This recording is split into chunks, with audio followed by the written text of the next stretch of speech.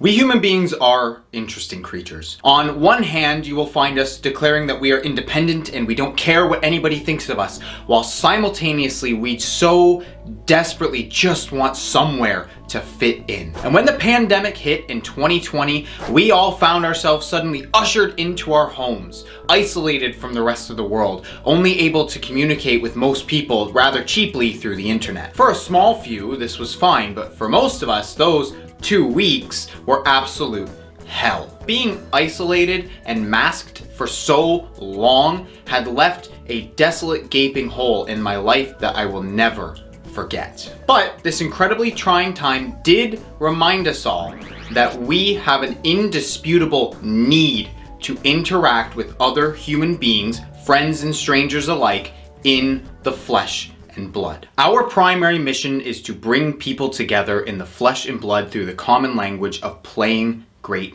games. These are the words of James White, CEO of Legend Story Studios and creator of the hit trading card game Flesh and Blood. While he has said it many times in the past, I feel that this mission, this purpose, has not been taken as seriously as it should be. I have talked quite a bit recently about the market of this game and the negativity that surrounds it. For the past few sets, a lot of people have slowly but surely become more and more disgruntled with the game, feeling that it is no longer worth investing in. But Fab 2.0 and James White's emphasis on Flesh and Blood being a game for people to play and connect over is a fantastic reminder of what truly matters when it comes to trading card games. Sitting down with other human beings and sharing in a wonderful experience. And this simple yet beautiful concept is one that we very often and foolishly forget. It's easy to get swept up in the hype or get brought down by market woes. We get irrationally angry when something happens that we don't like, and then we spend hours arguing and bickering on the internet, not actually achieving much, but hey, at least we get to be irrationally angry for a couple of hours. But if there is one defining feature of Flesh and Blood, it is this mission. This focus on bringing people together, not just online, but in the flesh and blood. Sitting people in chairs to interact, joke, banter, and bond over a shared love for a beautifully crafted game. During the, quite frankly, inhumane lockdowns and isolation, I became quite depressed, as I imagine many of you probably did too, to varying degrees. I am someone who genuinely needs a lot of alone time, but being so forcibly isolated from other human beings for so long really breaks a person. It crushes your soul and it twists your mind and your perceptions in dark, hideous ways. Add in the practically forced adoption of social media as the only way to connect with other people, and, well, quite frankly, I think we are already seeing the results of this. People are more divided, angry, bitter, and resentful than ever before. Many people have become highly politicized, polarized, and downright hateful of anyone who doesn't see the world in their specific view. Sometimes I sit and reflect on what the world and at least the society around me has become, and it honestly scares me sometimes. But the world is large.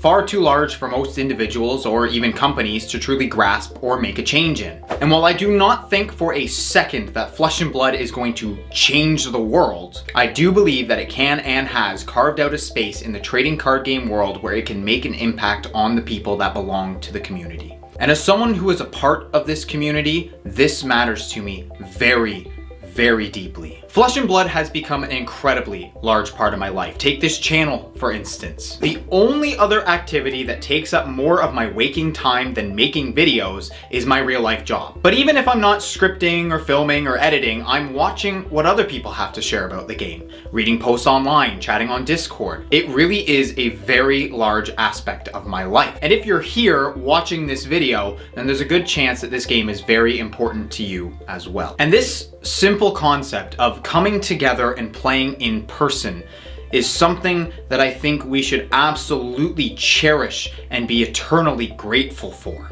The idea of being with people whom you might not even have anything else in common with is so important to what makes us human. I can't exactly speak for anyone but myself here, but I feel that when I'm on my deathbed and I'm looking back upon my life, I don't think I'm gonna care about the stonks and the money and the market all that much. Sure, there are important aspects of the game that I do value and care about, but when I'm looking back at my life and remembering all the things that truly mattered to me, I'm going to remember remember the people that I met, the friends that I made, the bonds that I created. I might not remember any of the specific matches that I had, but I will remember the fun and laughter that I shared with the people I was playing the game with. I will remember that sense of community, that sense of belonging. We as humans all have a deep and innate need for companionship, and I, as well as many of you, have found it here in Flesh and Blood. No one can say what the future truly holds for this game,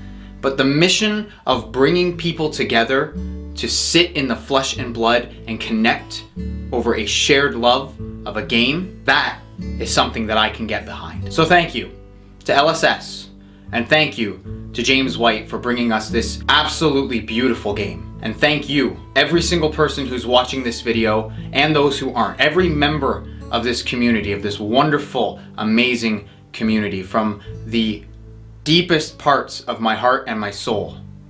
Thank you. I genuinely couldn't ask to be part of a better community. And here's to many, many more years of Flesh and Blood.